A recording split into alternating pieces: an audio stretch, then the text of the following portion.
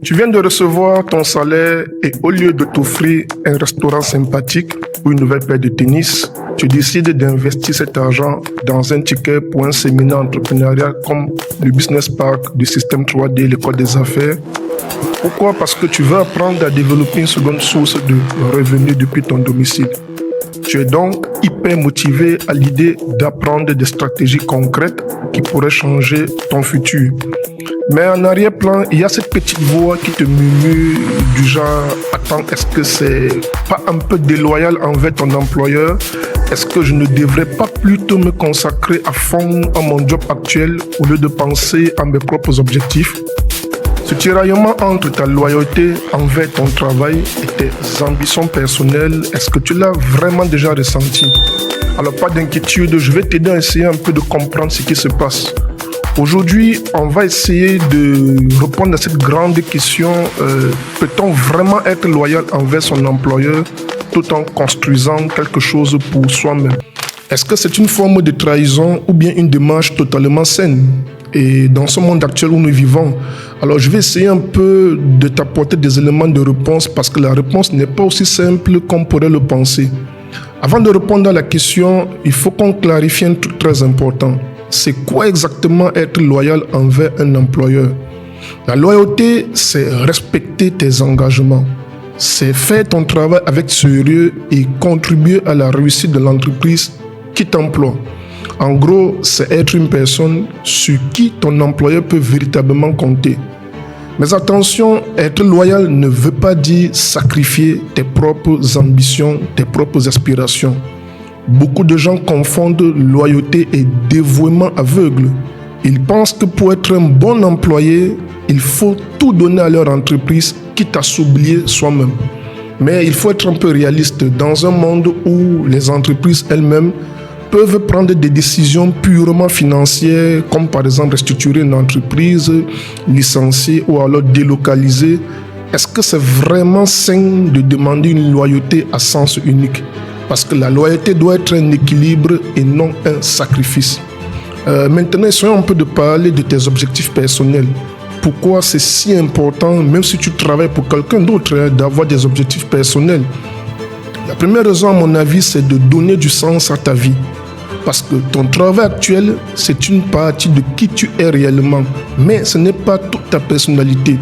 Si tu négliges donc tes aspirations personnelles, tu risques de te réveiller un jour en te demandant « Et moi, dans tout ça, qu'est-ce que je gagne concrètement ?» Tu as le droit d'avoir des aspirations et des valeurs personnelles.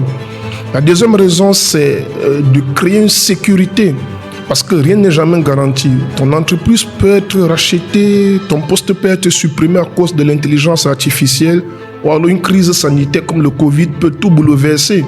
Donc, avoir des projets personnels, que ce soit monter ton propre business ou alors te former à de nouvelles compétences, c'est une manière pour toi de te préparer à l'avenir, à des incertitudes que tu ne contrôles pas forcément.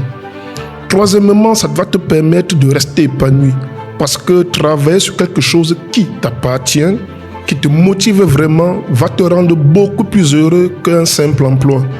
Et ceci a même un effet positif, même sur ton travail salarié. Parce que quand tu es épanoui, tu deviens beaucoup plus efficace, beaucoup plus créatif et plus résilient face au stress lorsque tu es dans ton emploi. Alors, il ne faut pas voir tes objectifs personnels comme une menace, mais comme pour toi une opportunité de croissance, une opportunité de grandir. On a souvent l'impression que loyauté et objectifs personnels sont des concepts totalement incompatibles. Mais en réalité, c'est une très mauvaise manière de voir les choses. Tu peux très bien être un excellent employé tout en construisant quelque chose pour toi. Le plus important et la clé, à mon sens, c'est l'équilibre. Alors, dans un premier temps, pose-toi cette question. Est-ce que mes projets personnels nuisent à mon travail? Si tu travailles sérieusement pendant tes heures de boulot et que tu concentres ton temps libre à tes projets, il n'y a aucun mal à ça, il n'y a aucun problème à ça. Deuxièmement, il faut être transparent quand c'est pertinent. Parfois, partager tes ambitions même avec ton employeur, ça peut bien se passer, peut renforcer également ta confiance. Moi, j'ai connu ça quand j'étais salarié. Si tu veux suivre une formation, par exemple, qui peut aussi te rendre meilleur dans ton travail, Ton patron ne devrait pas être mal à l'aise à ça, tout au contraire, devrait te soutenir. Enfin, rappelle-toi que la loyauté, ce n'est pas l'esclavage, c'est un partenariat. Ton employeur bénéficie de ton expertise et de ton temps, mais ça ne signifie pas que tu dois renoncer à ton futur et à tes propres projets.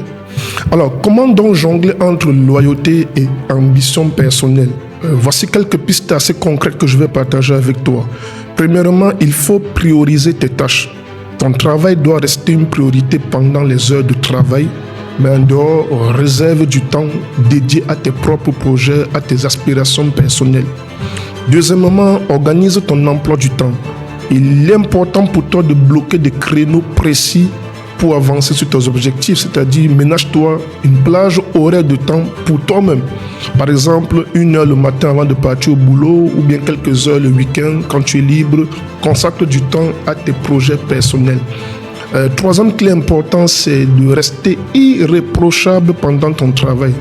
Si ton employeur voit que tu fais bien ton boulot, il aura moins de raisons de remettre en question tes propres projets personnels. Moi, j'ai également connu ça. Ça, c'est super important de le comprendre. Et ce que je vais également te dire, c'est que ne mélange pas les deux.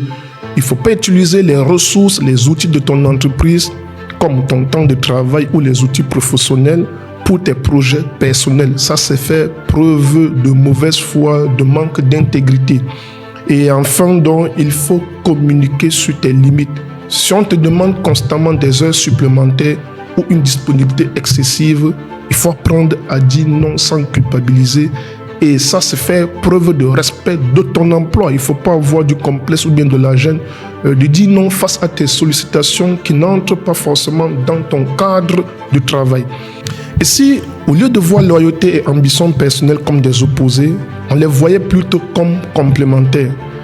Quand tu t'investis dans ton travail, tu développes des compétences, un réseau et des ressources qui peuvent t'aider à bâtir tes projets personnels. Et quand tu poursuis tes objectifs personnels, tu deviens souvent beaucoup plus motivé, beaucoup plus créatif et surtout très confiant.